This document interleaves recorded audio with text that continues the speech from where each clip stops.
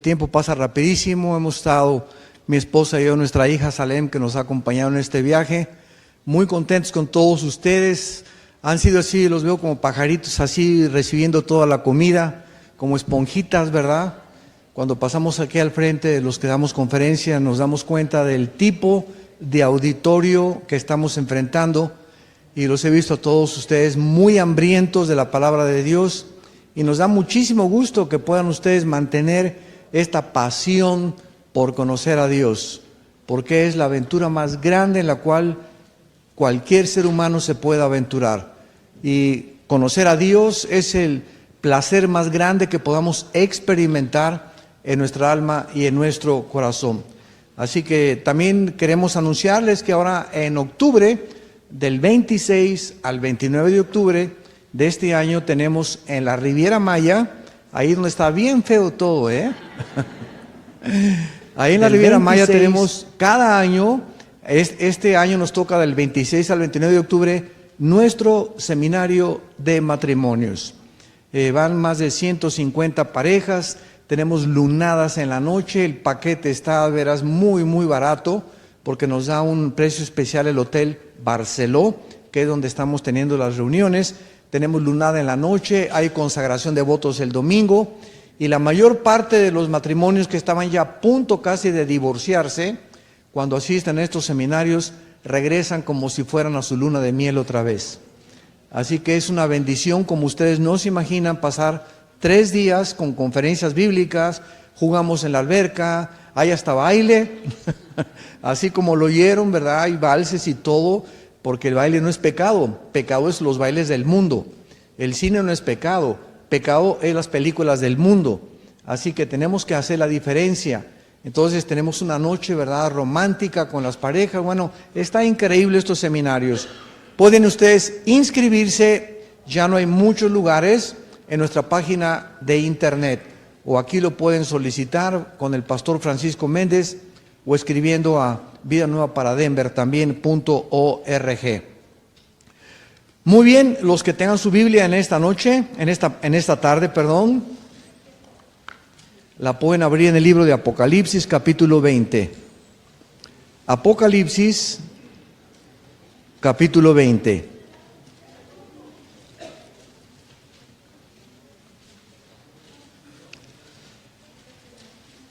En este capítulo 20 de Apocalipsis vamos a concluir este ciclo de conferencias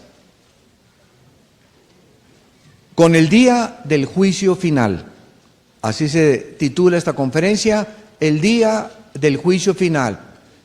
Para todos ustedes, los que no tengan mucho acercamiento a la Biblia o a las Sagradas Escrituras, quiero rápidamente ubicarlos en donde nos encontramos en el Apocalipsis capítulo 20. Ahorita, aquí está la cruz, cuando Jesús murió y resucitó, y han pasado 2000 años aproximadamente de Cristo al siglo XXI, han pasado 2000 años, que se llama en la Biblia la dispensación o la época de la gracia de la iglesia.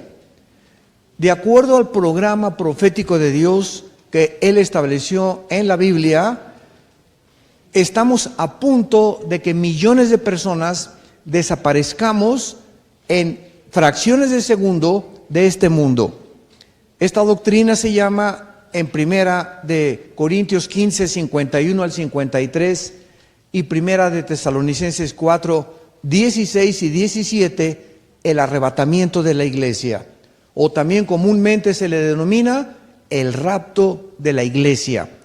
Después de que desaparezcamos y seamos transformados en cuestiones de segundos, millones de seres humanos, viene inmediatamente después 7 años que la Biblia le llama la semana 70 de Daniel, Daniel 9, 24 al 27, o la gran tribulación, donde un hombre en Europa y el Medio Oriente se va a levantar, va a unificar a 5 naciones del Medio Oriente y a 5 naciones de Europa para formar una confederación política que va a ser dirigida por este hombre que la Biblia le llama de diversos nombres, pero el principal es el anticristo. En el libro del Apocalipsis se le denomina la bestia. Entonces, este hombre, el anticristo, va a juntar 5 naciones del Medio Oriente y 5 de Europa, y una vez que se forme esta confederación, él surge de acuerdo a Daniel capítulo 7. Muy bien, entonces al acabar estos 7 años que nosotros ya no estamos aquí, mientras estos 7 años pasan, en el cielo nosotros, los cristianos, vamos a enfrentar lo que dice Romanos 14:10. Yo no veo muchos que apunten porque creo que tienen buena memoria, ¿verdad? Romanos 14:10 y 1 de Corintios capítulo 3 del 10 al 16 se llama el tribunal de Jesucristo.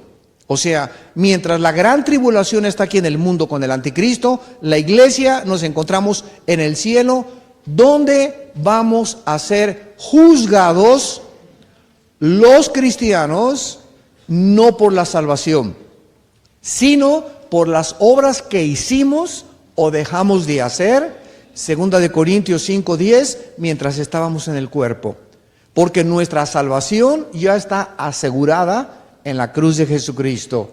Dice Juan 5:29, cualquiera que oye mi palabra y crea el que me envió, y Juan 5:24, no vendrá condenación, no vendrá a juicio, mas ha pasado de la muerte a la vida.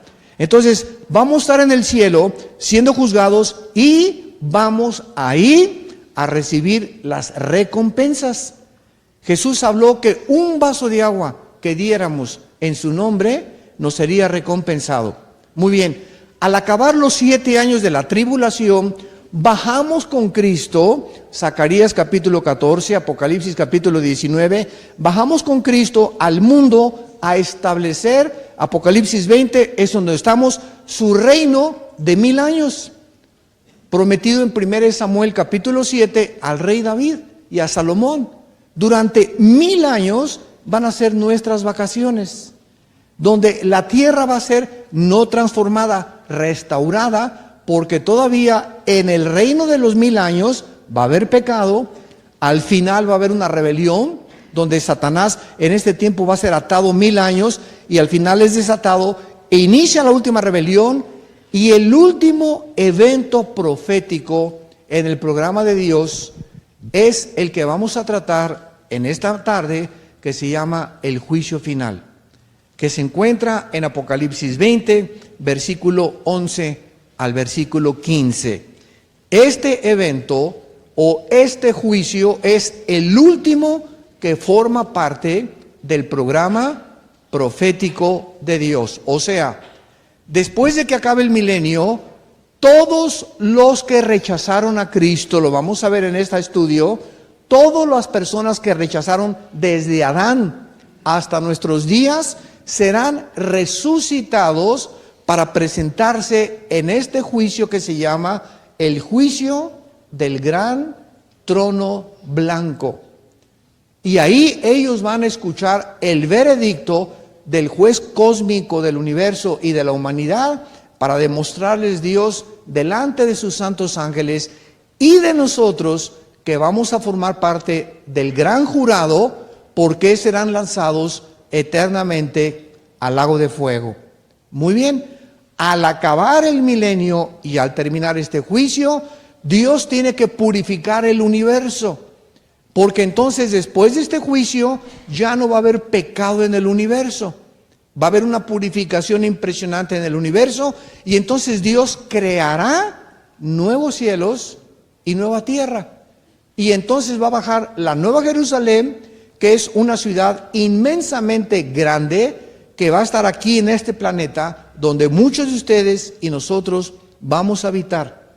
Y después vamos a salir a otras galaxias que Dios va a formar, y vamos a formar parte del gobierno universal de Dios, donde la iglesia, tú y yo, que pertenecemos ahora al cuerpo de Cristo, seremos llamados a gobernar eternamente con el Hijo de Dios.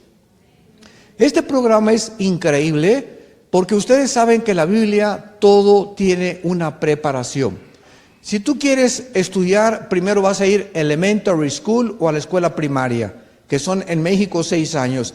Después pasas a Junior High School o la secundaria. Es otra preparación. Tú no puedes entrar a Junior High School sin antes estar en la primaria. Entonces ya que pasas Junior High, pasas a High School. Es otra preparación. ¿Para qué preparación? Para entrar a la universidad. Entonces todo en la vida es preparación. Y nosotros nos encontramos en este mundo en una preparación, porque antes de que Dios nos mande a gobernar las galaxias y el universo junto con Él, tú y yo necesitábamos ser probados. Necesitábamos ser preparados. Y a través de la vida que tú tienes y que yo tenga, estamos siendo preparados para gobernar en el futuro. Así que esta vida no tendría ningún sentido si no hubiera un propósito detrás por el cual tú naciste y yo nací. Tenemos un propósito y una realidad para vivir. No somos animales, somos agentes morales, responsables de nuestra vida, de nuestras acciones y de todas las decisiones que hayamos tomado en esta corta vida que Dios nos ha concedido. Entonces, vamos a introducirnos a este juicio final donde tú y yo ya no vamos a estar. Si es que tú tienes en esta mañana o en esta tarde a Jesucristo como tu Salvador. Dice el versículo 11, Apocalipsis 20. Y vi un gran trono blanco y al que estaba sentado en él, delante del cual huyeron la tierra y el cielo, y ningún lugar se encontró para ellos. Aquí notamos que en el tiempo en que este juicio se lleve a cabo, la tierra y el cielo que tú y yo conocemos actualmente va a desaparecer. Por eso sabemos que va a ser hasta el final del reino milenial. Versículo 12, y vi a los muertos, grandes y pequeños, de pie ante Dios. Y los libros fueron abiertos, y otro libro fue abierto, el cual es el libro de la vida. Y fueron juzgados los muertos por las cosas que estaban escritas en los libros según sus obras. Y el mar entregó los muertos que había en él, y la muerte y el Hades entregaron los muertos que había en ellos, y fueron juzgados cada uno según sus obras. Y la muerte y el Hades fueron lanzados al lago de fuego. Esta es la muerte segunda. Y el que no se halló inscrito en el libro de la vida fue lanzado al lago de fuego. Casi todos nosotros hemos visto programas de televisión donde se sorprende a la gente robando en los centros comerciales, con cámaras de videos, o a personas en aeropuertos tratando de introducir drogas, y que son capturados o capturadas gracias a las cámaras de video que ya en todas partes existen, y a estos modernos instrumentos de la tecnología moderna. Y esto es solamente una ilustración de que todos nosotros en esta vida, en tu vida y en mi vida, estamos siendo observados las 24 horas del día. Desde que tú naciste hasta el último suspiro que tengamos en este mundo, todititito nuestros días, nuestra vida, los meses, los fines de semana, las revistas que tú leíste, que yo leí, los programas de televisión, los pecados escondidos que nadie conoce de tu vida o de mi vida, etcétera, etcétera. Toda nuestra vida está siendo filmada por Dios. Y si nosotros tenemos ahorita cámaras que ni siquiera entendemos que lo que está pasando ahorita en el Medio Oriente, lo que está pasando ahorita en China, lo vemos en un programa de CNN o Fox News o otros medios de comunicación, y vemos que están continuamente guardando las computadoras millones de datos y de información, ¿cuánto más no podrá el Dios creador del universo almacenar la memoria de todos los habitantes que vivieron en este planeta? Este juicio, como dijimos, se va a llamar el juicio del gran trono blanco. Y vamos a ver en primer lugar quiénes son los participantes, quiénes van a estar en este juicio. Y vemos en Juan capítulo 5 que Dios le asignó a Jesucristo ser el juez cuando Jesucristo regresara al mundo. Dice Juan capítulo 5, versículo 22, porque el Padre, es Cristo hablando, a nadie juzga, sino que todo el juicio dio al Hijo. Al Hijo como honran al Padre, el que no honra al Hijo no honra al Padre que lo envió. Versículo 27, y también le dio autoridad de hacer juicio por cuanto es el Hijo del Hombre. En el libro de los Hechos, el apóstol Pablo, en Hechos capítulo 17, versículo 30, dice así: pero Dios, habiendo pasado por alto los tiempos de esta ignorancia, ahora ordena, manda a todos los hombres en todo lugar que se arrepientan. ¿Por qué? Por cuanto ha establecido un día en el cual juzgará al mundo con justicia por aquel varón, o sea Jesús, a quien designó, dando fe a todos con haberle levantado del... En este juicio va a encontrarse Jesús, ya no como el Salvador, ya no de la tribu de Judá, ya no como el Mesías. En este momento, todos los millones de personas que estén enfrente de este juicio, como estarán de pie.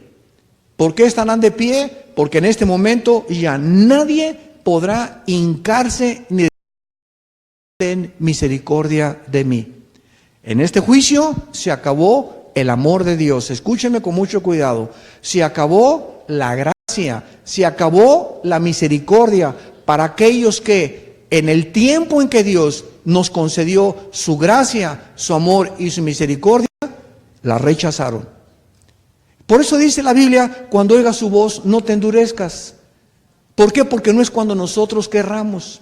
No, pues a los 50 años, a los 60 años, y vaya en la ambulancia, y vaya, la ambulancia, vámonos al hospital. Jesucito mío, perdóname todos mis pecados. En el nombre de estampita de Santadeo, y me dedico a ti. ¿Sabes una cosa? Te estás burlando de Dios. Porque tú crees que es cuando tú... Y en la Biblia hay un solo ejemplo de una sola persona que se arrepintió al morir. Una sola. Cruz. Un solo ejemplo, la Biblia nos muestra para que tengamos idea de que a la hora de la agonía y a la hora de estar en el hospital, casi nadie Dios le concede el arrepentimiento. Si antes lo rechazaste. Cuando oigas su voz, no te endurezcas. Hoy es el día de la salvación. Hoy es el día que Dios te invita a que vengas a la cruz. El arrepentimiento, Dios lo concede. No es cuando nosotros querramos, es cuando oímos que Él nos está llamando a venir a arrepentirnos por nuestros pecados. Ahora vamos a ver quiénes estarán presentes en este juicio. Dice Apocalipsis 20 en nuestro pasaje, versículo 12, vi a los muertos, grandes y pequeños. No significa altos y chaparritos, significa los más grandes, exaltados, reyes, príncipes de sangre azul, los Piruration, y los indígenas y los más iletrados, como decía Cantinflas, los letrados y los deslustrados. Así que en este juicio no va a haber ahí clases sociales, color de piel, no va a haber nadie absolutamente. Todas estas personas, los no creyentes, cuyos nombres no fueron hallados en el libro de la vida. En este juicio, repito, nosotros ya no vamos a estar aquí. Porque cuando tú recibes a Cristo como tu Señor y como tu Salvador, en ese momento Él en la cruz pagó lo que tú y yo no podíamos pagar. Pero aquellos que le rechazaron y que no quisieron aceptar el pago que Dios nos ofrece, ahora que estás vivo, en esta tarde que estás vivo, con salud, con tus capacidades cognitivas e intelectuales y mentales completamente lúcidas, si tú no aceptas este regalo en esta tarde, será tal vez demasiado tarde el día de mañana. Hoy es el día aceptable, hoy es cuando Dios te dice, ven y arrepiéntate de tus pecados. En segundo lugar, ¿qué propósitos tendrá Dios con este juicio al final del tiempo? En primer lugar, purgar el universo, como ya lo vimos. Después de este juicio final, el pecado será purgado completamente. Ya no va a haber en el universo, Satanás será atado completamente, será lanzado al lago del fuego, el anticristo también, el falso profeta, todos los que rechazaron a Dios. El universo será limpio completamente como Dios al principio lo creó. En segundo lugar, para vindicar la justicia de Dios. Muchas personas creen que los juicios de Dios son arbitrarios o que son injustos. Una vez mi esposa y yo nos encontrábamos en Jerusalén.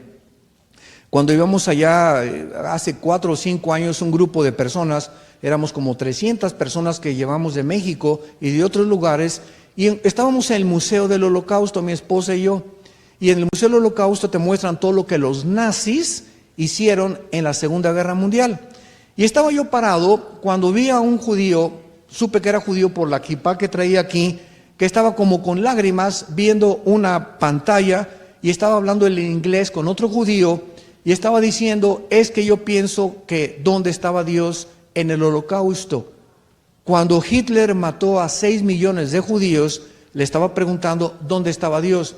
Y entonces el otro le contestó, yo por eso no creo en Dios. Porque ¿dónde estaba Dios en el Holocausto? ¿Por qué permitió matar a 6 millones de judíos? Entonces yo oí esta conversación, me acerqué a esta pareja, eran 2 varones ya grandes de edad, y les dije, ¿me permiten ustedes darles algún comentario? Se voltearon y me vieron y me dijeron, adelante. Y le dije, ¿sabe una cosa? Es muy importante creer en Dios, porque ustedes, como la conversación que acabo de oír, no tienen ninguna esperanza de la justicia divina. Y entonces todos estos nazis, estos sinvergüenzas, estos monstruos que hicieron y devastaron, ¿verdad?, millones de personas, nunca serán castigadas. Qué lindos, ¿verdad? Vivieron y se divirtieron y gozaron y acabó la Segunda Guerra Mundial, se murieron y ninguno fue juzgado ya. Entonces, pero si existe Dios, les dije, los familiares de ustedes que murieron en ese holocausto van a volver a vivir y van a ser juzgados esos nazis, y esta es la esperanza que Dios nos da en la Torah, les dije, en la Biblia de ellos, la Torah, o sea, la ley. Entonces se voltearon a ver a uno al otro y le dije, y ahora los grupos de ISIS, estos monstruos que ya no son ni siquiera terroristas, son engendros del infierno, que ya no tienen ni siquiera el derecho de vivir cortándole la cabeza a las gentes, pateando cabezas a los niños, enseñándoles a jugar fútbol con las cabezas de los rehenes. Ahí es lo que están haciendo ahorita los de ISIS en Siria y en Irak. Le digo, cuando venga un bombardeo y los mate a todos, pues qué lindos, ¿verdad? Ninguno fue juzgado. Entonces, si no hay un juicio después de esta vida, Dios sería una monstruosidad. Estas personas ahí en el Holocausto, en el museo, se voltearon a ver y les comenzaron a salir las lágrimas. Le dije, yo soy cristiano y quiero decirles que el Dios de la Biblia, el Padre de Jesucristo, aunque estos no crean en Cristo como el Mesías, viene a juzgar a los vivos y a los muertos. Tarde o temprano se tiene que vindicar la justicia, si no Dios sería un monstruo. En tercer lugar, para determinar el castigo de cada quien. ¿Cuántas personas creen, bueno, se van a ir todos al infierno y todos van a sufrir lo mismo? No. Eso no enseña la Biblia.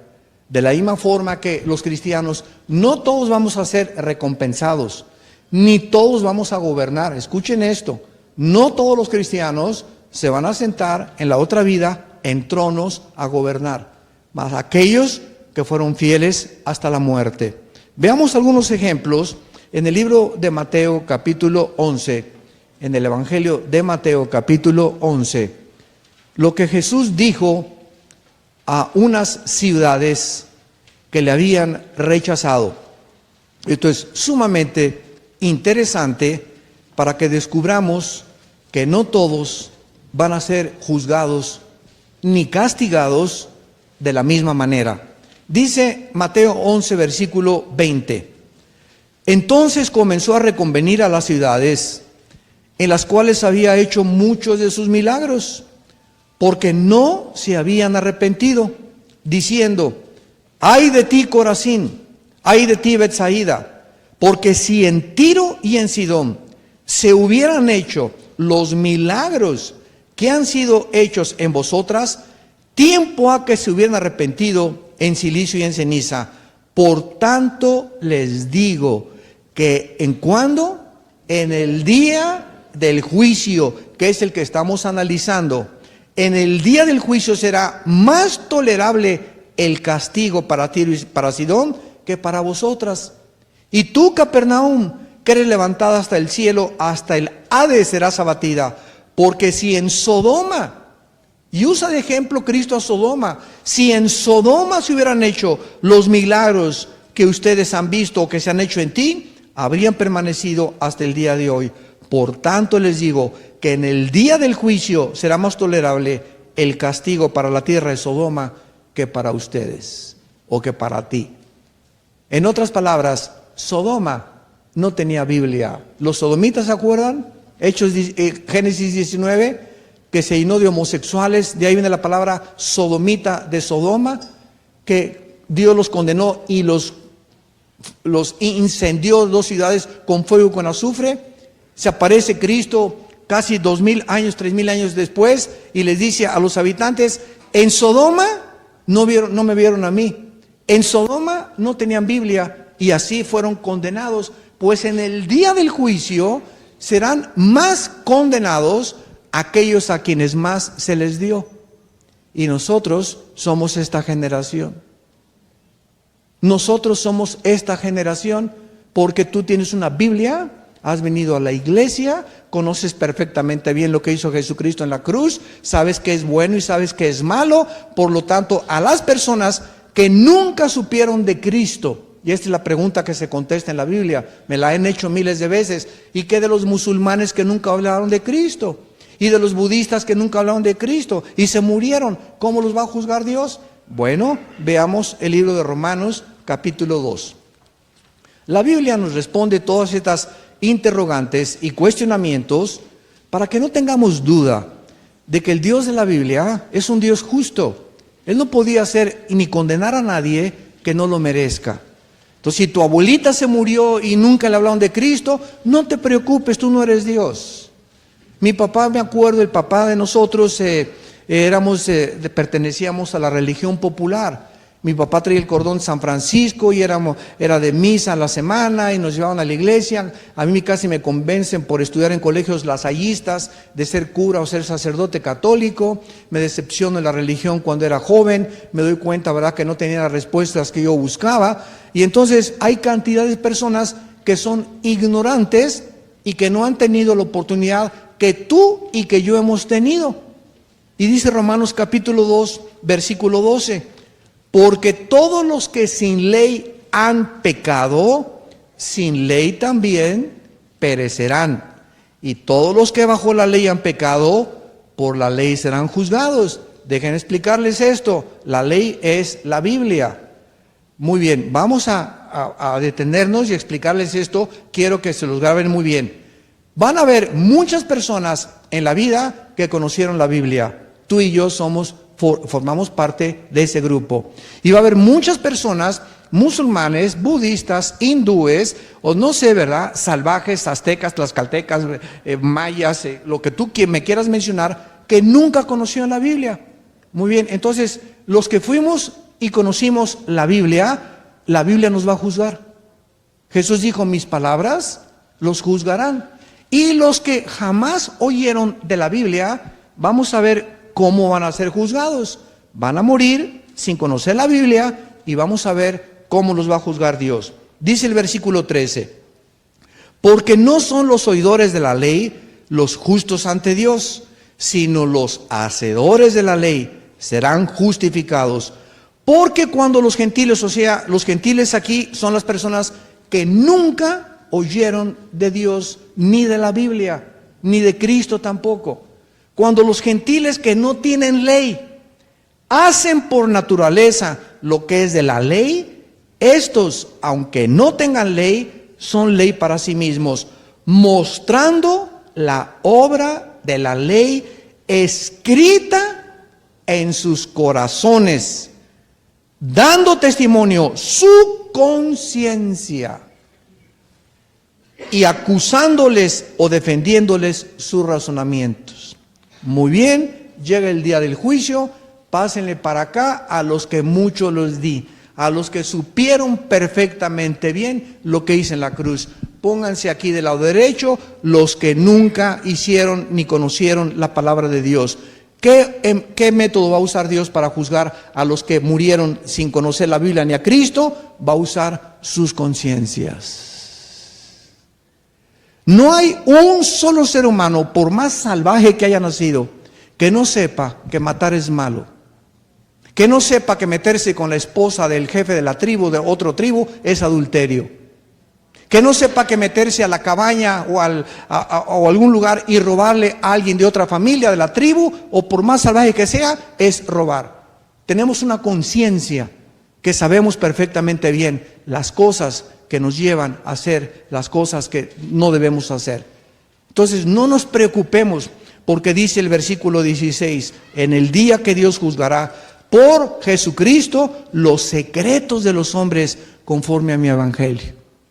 Mi papá, por ejemplo, cuando se murió nuestro padre en 1970, mi hermano y yo nos decíamos, ¿dónde estará? Oye, ¿tú supiste algún día si alguien le habló de la Biblia? Pues no lo sabemos. Y ahora sí que, como dijo de un Teofilito, y así nos vamos a quedar, ¿verdad? ¿Por qué? Porque nunca sabemos, no conocemos el corazón de la gente. Descansemos en paz, Padre, eres un Dios sabio, y sabemos que mi Padre, si no te conoció y no conoció lo que nosotros conocimos de ti, su conciencia te va a dar testimonio y tú te vas a encargar de él, pero Dios no va a condenar a nadie que no lo merezca. Así que no te preocupes por los que no conocen, preocúpate por ti que conoces la palabra de Dios en esta tarde, y que Dios te llama en esta tarde a arrepentirte de tus pecados. Regresamos al Apocalipsis y vemos entonces que va a haber grados de castigos. No todos en el infierno van a sufrir igual, no todos en la eternidad van a sufrir igual, lo mismo que nosotros, los que seamos premiados, no todos los cristianos recibiremos los mismos premios que los demás. Vean ustedes aquí mismo en Apocalipsis 20, versículo 4. Y vi tronos, y se sentaron sobre ellos los que recibieron la facultad de juzgar.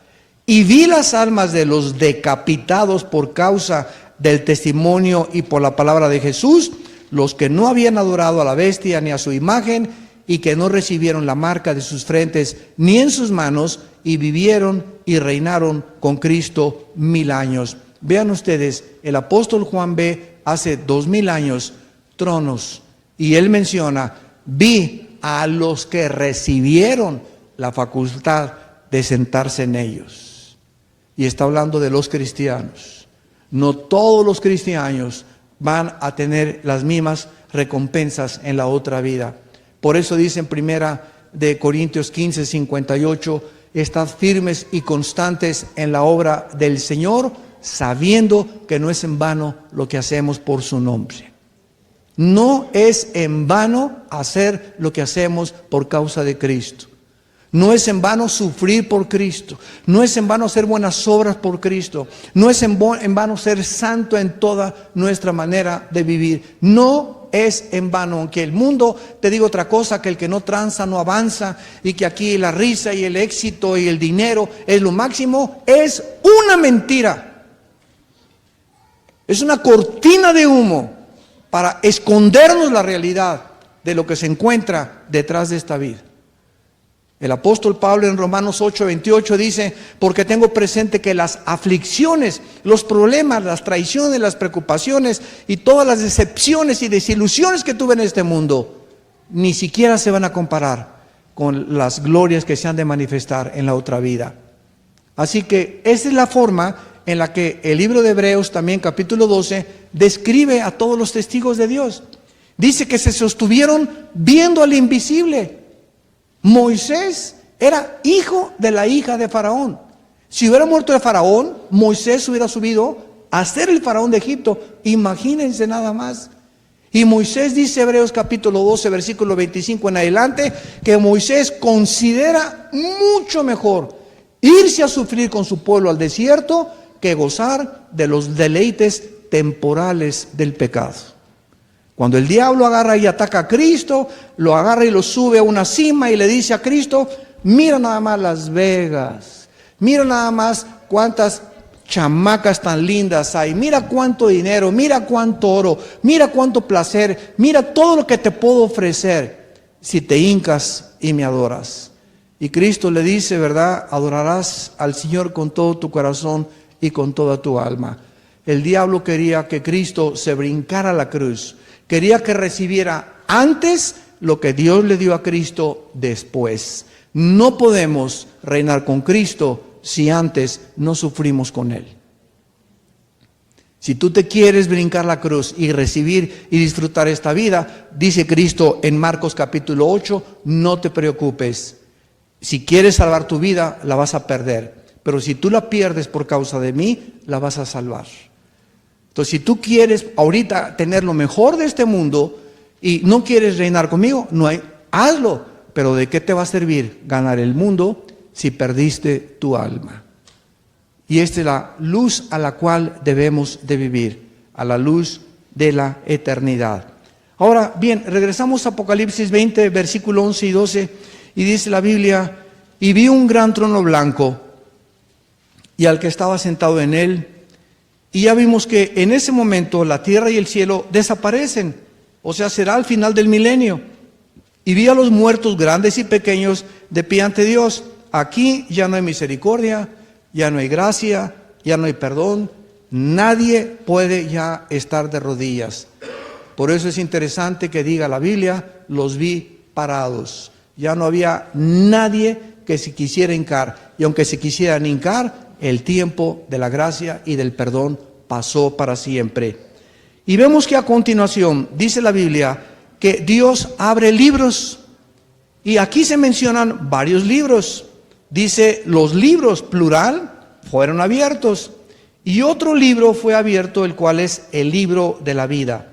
Y fueron juzgados los muertos por las cosas que estaban escritas en los libros según sus obras. Qué interesante, la salvación no es por las obras, pero el juicio será por las obras. La salvación no es por ninguna obra que hayamos hecho, pero los que rechazaron a Cristo por las malas obras que hicieron serán juzgados. Y todas las obras malas serán traídas a colación delante de Dios. Vemos en Apocalipsis capítulo 13 que en los tiempos del anticristo se menciona estos libros de manera similar. Dice Apocalipsis 13, versículo 8, y la adoraron, o sea, a la bestia, al anticristo, todos los moradores de la tierra, cuyos nombres no estaban escritos en el libro de la vida del Cordero, que fue inmolado desde el principio del mundo. O sea, Dios tiene un libro aquí, que es el libro donde todos los nombres de los seres humanos, desde Adán hasta nuestros días, ahí están en este libro. Dios tiene otro libro, que es el libro de la vida del Cordero. Todo este libro y los nombres de Pancho Pantera y de Juan González y del Piruration Turation y del Pitirijas Cuijas, que se arrepintieron de sus pecados, son colocados en el otro libro, del libro de la vida del Cordero. Y hay otro libro que es el libro donde están los condenados que nunca se arrepintieron y que no fueron puestos en el libro de la vida. Por eso dice en Apocalipsis 3, 10 al 15, no borraré tu nombre del libro de la vida a los vencedores. Y 1 Juan 5, 4 y 5 dice, ¿quiénes son los vencedores? ¿Quién es el que vence al mundo? Sino aquel que cree que Jesús es el Hijo de Dios. Entonces, la Biblia es muy clara a este respecto. Y podemos descubrir que si tú te conviertes a Cristo, eres inscrito en el libro de la vida del Cordero y jamás, nunca tu nombre va a ser borrado. Y cuando es borrado es porque la persona no perteneció más que al libro de la vida, que es el libro de los nacimientos de todos los seres humanos. Esto es muy importante para que podamos entender de qué forma se va a caracterizar el juicio de Dios. Y regresamos a Apocalipsis 20 y dice a continuación, todos estos seres humanos que han muerto en el mar, los que murieron en naufragio, se los comió los tiburones, etcétera, etcétera. En los tiempos de los piratas que morían por miles en las conquistas de los mares en Europa, en el Mediterráneo, el mar entregó los muertos que había en él. Y la muerte y el Hades entregaron los muertos que había en ellos. El Hades es el infierno. Todos los que se encuentran en el infierno ahorita, que se encuentran en el centro de la tierra, van a resucitar para presentarse después del milenio a este juicio del gran trono blanco. No va a haber nadie que se quede en sus tumbas. Y fueron juzgados según sus obras. Esta es, dice el versículo 14, la segunda muerte. O sea, si hay una segunda muerte, tiene que haber una primera muerte, ¿correcto? ¿Cuál es la primera muerte que todos nosotros tenemos que experimentar? La muerte física. Entonces, tú puedes nacer una vez y morir dos veces. Puedes nacer físicamente, morir espiritualmente, porque estamos muertos espiritualmente, y morir eternamente. Morir eternamente se llama la segunda muerte. Los cristianos somos personas que hemos nacido dos veces y vamos a morir nada más una vez. El cristiano nació físicamente y nació espiritualmente. Hemos tenido dos nacimientos y vamos a tener solo una muerte, la muerte física. Las personas no cristianas son personas que nacieron físicamente y van a morir dos veces. La muerte espiritual, que es la separación de Dios, y la muerte eterna, la segunda muerte. Y en esta segunda muerte, muchas personas han preguntado, ¿qué Dios no es omnipresente? Hemos nacido dos veces. ¿No va a estar Dios en el infierno? A morir nada más una vez. O sea, todos los que estén en la eternidad. Es una pregunta teológica interesante que nos han hecho muchas veces. Entonces Dios no va a estar en el infierno porque en el lago de fuego, porque si Dios es omnipresente tiene que estar en todos lados. ¿Sí o no? Claro que sí, Él es omnipresente. Pero cuando dice la Biblia que van a estar alejados de la presencia de Dios, significa de su amor y de su misericordia y de su perdón. Entonces, no significa que Dios no tenga conciencia de los que van a estar en el lago de fuego, pero vivir alejado eternamente de la presencia de Dios es precisamente estar lejos de su amor, de su perdón y de su misericordia. Virtudes que ahora nos ofrece Dios cuando estamos perfectamente en nuestros cinco sentidos. Ahora ven ustedes en Lucas capítulo 16, en el Evangelio de Lucas capítulo 16, de qué forma Cristo describió de una forma terrible a las personas que se encuentran ya, tal vez amistades tuyas, tal vez familiares tuyos o nuestros en el infierno. Y aquí quiero aclarar algo. Desde Adán hasta la cruz, desde Adán y Eva hasta la cruz del Calvario, todos los muertos, buenos y malos, justos o injustos, de Adán hasta la cruz de Cristo, todos bajaban al centro de la tierra. Y en el centro de la tierra se llamaba ese lugar en el Antiguo Testamento Sheol, que es una palabra hebrea que significa lugar de la sepultura o lugar de los muertos. Cuando Cristo baja hace 2000 años, Él es el primero, porque ¿quién más lo puede explicar?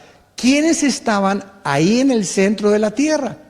Y Cristo ahorita en Lucas 16, lo vamos a ver, dice que el Sheol, que se tradujo Hades, con H, o sea, muchos dicen Hades, estaba dividido entre el paraíso y el seno de Abraham y el Gena, que es la palabra griega para infierno. Entonces Cristo nos corre las cortinas y esto no estaba en el Antiguo Testamento. Él lo viene a revelar y a corrernos las cortinas y a mostrarnos que ese lugar donde bajaban todos los muertos, desde Adán, los buenos y los malos, estaban los buenos en el seno de Abraham o de un lado y los otros del otro lado. Veamos la historia. Versículo 19, Lucas 16. Había un hombre rico que se vestía de púrpura y de lino fino y hacía cada día banquete con esplendidez. Había también un mendigo llamado Lázaro, que estaba echado a las puertas de aquel lleno de llagas, y ansiaba saciarse de las migajas que caían de la mesa del rico, y aún los perros venían y le lamían las llagas. Aconteció que murió el mendigo y fue llevado por los ángeles al seno de Abraham, y murió también el rico y fue sepultado. Y en el Hades alzó sus ojos estando en tormentos, y vio de lejos a Abraham y a Lázaro en su seno. Vean esto, dos hombres, y esto no es una parábola, esto es una historia real. ¿Por qué? Porque los personajes son reales. Las parábolas son ejemplos terrenales o celestiales de cosas terrenales o viceversa. Aquí hay dos hombres, un rico, y no porque era rico, y un pobre mendigo. Y el rico está aquí, y las personas que siempre explotan, dictadores, se burlan, oprimen al prójimo, oprimen a su esposa, la tratan como esclava a la esposa. No necesitas ser rico para estar creyendo que eres superior a alguien. Todos los que se sientan superiores a alguien y han oprimido y humillado a las personas son los que representa el rico. Y aquí está el mendigo que sufre en esta vida la opresión de los que están siempre arriba de ellos. Sin embargo, a la hora de la muerte se invierten las posiciones. Los que están acá y que oprimieron dictadores y ISIS y nazis y fascistas y comunistas y criminales y violencia y secuestradores, ¿verdad? Se van a invertir los papeles. Y ahí, en la otra vida, los que estaban abajo serán puestos arriba. Y dice la Biblia que ahí en el Hades estaban sufriendo. Versículo 24.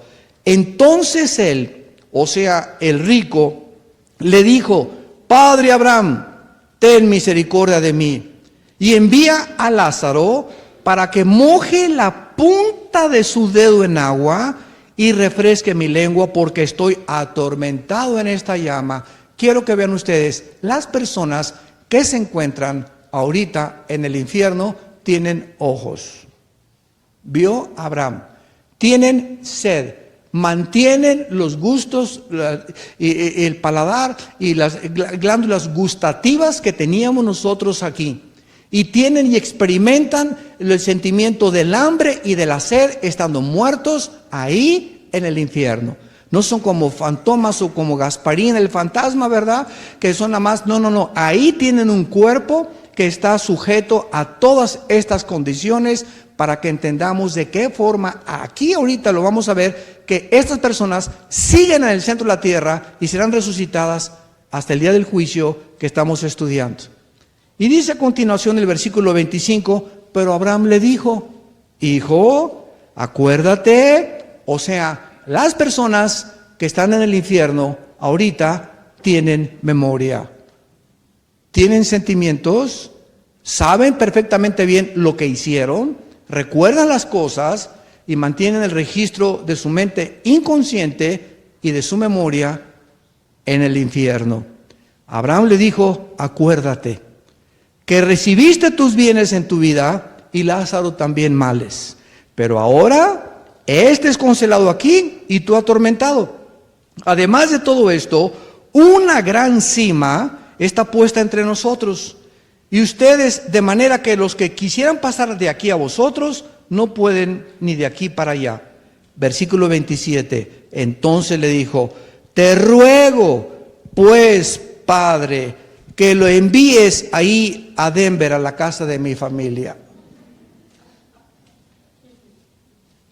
Manda a alguien, por el amor de Dios, a la casa de mi familia, porque tengo 5 hermanos, para que alguien les hable de Cristo, para que alguien les diga lo que hizo Jesús en la cruz, a fin de que no vengan ellos también a este lugar de tormento. Los que están en el infierno ahorita, tal vez son familiares tuyos o amistades tuyos, están desesperados porque alguien aquí en el mundo les pueda dar testimonio a sus familiares, a sus amistades, que no bajen a este lugar de tormento y de terribles sufrimientos. ¿Por qué? Porque es algo completamente real. Y estamos aquí nosotros, ja, ja, ja, jo, jo, ji, ji, ji, ji, y muchos hasta se burlan del infierno, pero estas palabras son fieles y verdaderas, son de Jesucristo, el Hijo de Dios. Y vean a ustedes a continuación lo que pasó. Versículo 29, y Abraham le dijo: a Moisés y a los profetas tienen, óiganlos. Él entonces dijo: no, padre Abraham, pero si alguno fuere de entre ellos, de entre los muertos, se arrepentirán. O sea, que alguien se les aparezca en la noche a mi papá y le jale los pies. Y que le diga: soy la muerte, arrepiéntete. O que alguien vea un milagro, mándales un ángel. Y Abraham le dice: ¿sabes una cosa? Escucha muy bien. Nadie por milagro se va a convertir. No hay ninguna, ¿por qué? Porque la fe es por el oír, no es por ver. La fe es por el oír y el oír por la palabra de Dios. Mucha gente me ha encontrado: no, si veo un paralítico que se para ahorita, mira, traigan un paralítico que tiene 20 años y ahorita aquí se levanta en medio de todos. ¿Qué produce? De veras, me afecta mis emociones, me afecta mis sentimientos. Pregunta: ¿cuánto tiempo mis emociones y sentimientos van a permanecer exaltados? ¿3 días? ¿5 días? ¿Una semana? A la semana ya se me olvidó. ¿Por qué? Porque lo que nos hace renacer es la palabra y la simiente incorruptible de la Biblia.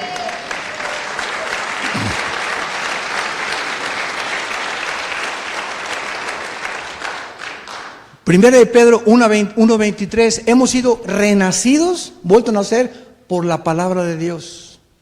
Si no entra la palabra de Dios y produce la regeneración interna de la naturaleza caída con la cual nacimos, no es cierto que los milagros te puedan convencer. No es cierto. A Moisés y a los profetas, óigalos. Él entonces dijo: no, padre Abraham, pero si alguno fuera entre los muertos se arrepentirán. Mas Abraham le dijo: si no oyen a Moisés y a los profetas, o sea, a la Biblia, si no oyen a la Biblia, tampoco se persuadirán, aunque alguno se levante de los muertos. Por eso Jesús dijo: bienaventurados los que nunca han visto y han creído, le dijo a Tomás. Y ahorita las iglesias están llenas. Si tú quieres llenar un estadio, anuncia sanidades.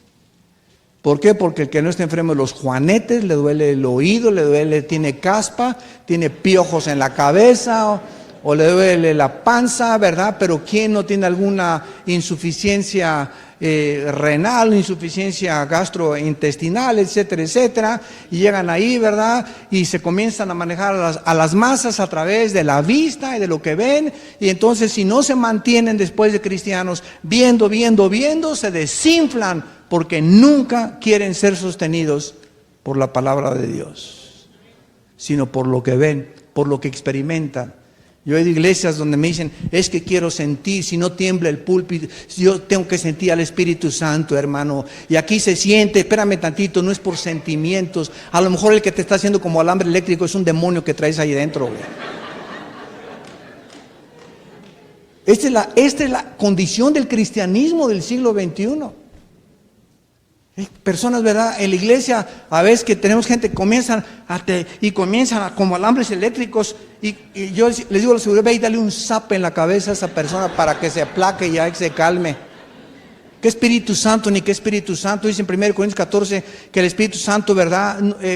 No hace nada sin que nosotros en nuestra mente racional lo podamos atravesar y permitir, ¿verdad? Él no viene a quitarnos la razón, ni a hacernos locuras, ni a hacernos tonterías. Esas son cosas que no existen en la Biblia, pero que la gente necesita hacer algo, porque si no leo la palabra y no me disipulo, si no siento a Dios, no puedo creer. Fíjate nada más que fuéramos dependiendo de los sentimientos y emociones y no de la fe.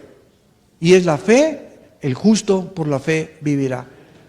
Y esta es la forma, regresamos a Apocalipsis capítulo 20, en la que dice la Biblia: fueron juzgados los muertos según sus obras, fueron lanzados al lago de fuego, y ahí experimentarán eternamente la condenación eterna y el juicio de Dios. Todos los seres humanos, algún día, damas y caballeros que nos visitan, santos de Dios, tú y yo vamos a ser juzgados. La diferencia entre el cristiano y el no cristiano es que nosotros ya fuimos en la cruz juzgados por Cristo. Él ya pagó. Ya no tenemos que presentarnos otra vez para ser juzgados de algo que Él pagó en lugar de nosotros. Y ese es el regalo, el mensaje que Dios te da en esta tarde. No tienes que hacer nada más que creer en lo que Él hizo en tu lugar en una cruz. ¿Qué mensaje más glorioso? Que si tú sales por esta puerta ahorita, una embolia cerebral, un paro cardíaco, un accidente de tránsito, no hay nadie que nos esté oyendo ahorita que tenga la garantía de amanecer mañana. Nadie. Porque nuestra vida pende en un hilo y la Biblia dice, arrepiéntete ahorita que tú estás escuchando este mensaje. ¿Quieres saber si eres cristiano? Contesta las preguntas que te voy a hacer. Número 1, ¿tienes deseos de leer diario la Biblia? No me contesten. Dios te está oyendo. Hazte este examen rápido de estas preguntas que te voy a hacer. ¿Tienes el deseo de leer la Biblia diario? Un niño cuando nace, ¿qué hace? Pegarse al pecho de la mamá. Porque ya trae dentro de él la tendencia, ¿verdad?, a que mientras se pegue al pecho de la mamá, ya no chilla y se pone a dormir. Y chupa y duerme. Y chupa y duerme. Esa es la vida de un bebé y es la vida del que nace el cristiano nuevo. El cristiano nuevo nace inmediatamente con un deseo, porque nació de nuevo, de comenzar a leer la Biblia. Y tienes la paz. Y tienes la paz. Si no tienes ese deseo, como tienes la sed y como tienes el hambre física por la Biblia, no te engañes. No tienes la vida espiritual. Por eso lees el Calimán. Número 2, ¿tienes un diario de devocional con Jesús? ¿Ya has establecido una disciplina de levantarte en la mañana, no sé, a las 6, a las 4, a las 5, etcétera, etcétera, donde antes de trabajar, antes de la escuela, 5, 10, 15 minutos abras los salmos, proverbios, ores, porque la oración es la palabra que comienza a salir de la persona convertida, donde comenzamos a practicar con Dios. Oración no es repetir oraciones como perico, memorizadas. Padre nuestro que estás en el cielo, Santa María, Madre de Dios, son oraciones memorizadas. La oración es platicar con Dios.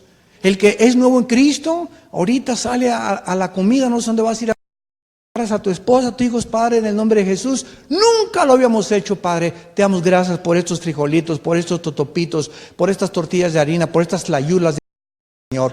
Gracias, te alabamos y te bendecimos en el nombre de Jesús. Te acuestas antes de irte a la cama y antes de ver la televisión. Padre, gracias que has cuidado mi vida, y comienzas a desarrollar una vida de platicar con Dios y comienzas a hacerte amigo de Dios y comienza a formar parte de tu vida la oración. Te levantas orando, manejas orando, etcétera, etcétera.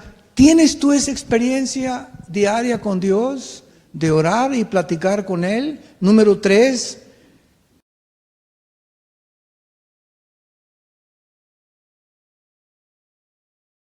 ¿a alguien? ¿O desde que te convertiste a nadie le has compartido a Jesús? A tus amigos, hoy quiero hablarte, ¿sabes lo que hizo Jesús en la vida? Mira, hay muchas cosas que no te puedo explicar. Yo me acuerdo cuando me convertí que la gente me preguntaba, oye, nadie había creído porque fui tan terrible que nadie creyó que me había convertido. Y me decían mis amigos, oye, ¿es cierto que Cristo? Y le decía, mira, no sé nada, te puedo explicar, es que Jesús vive. Es lo único que les decía yo a la gente, Jesús vive dentro de mí. ¿Quieres saber más? Vénganse conmigo, los invitaba a que vinieran a la iglesia donde yo asistía para que pudieran oír el Evangelio. Pero yo les decía, Jesús entró a mi vida, no lo puedo explicar, pero Él vive dentro de mi vida. Si tú no compartes a Cristo y no hablas de Cristo a tus amigos y amigas, ¿qué dice Hechos 1:8? ¿Me serán testigos? ¿Cuándo? ¿Cuando hablen en lenguas? No, para nada. Cuando el Espíritu Santo venga y me serán testigos. La evidencia no son las lenguas. La evidencia de un cristiano que tiene al Espíritu Santo y el bautismo del Espíritu Santo es que habla de Cristo. Tú no puedes hablar de Cristo a nadie, te da vergüenza, no sabes ni qué, te tartamudeas, se te atraviesa. ¿Por qué? Porque no tienes al Espíritu Santo. Si tú tienes al Espíritu Santo, eres testigo de Jesucristo. Si tú no tienes ganas ni compartes nada de Cristo, eres religioso, pero no tienes a Jesucristo. En cuarto lugar, desde que te convertiste, ¿tienes el deseo de tener amistades cristianas o sigues saliendo con tus amistades del mundo?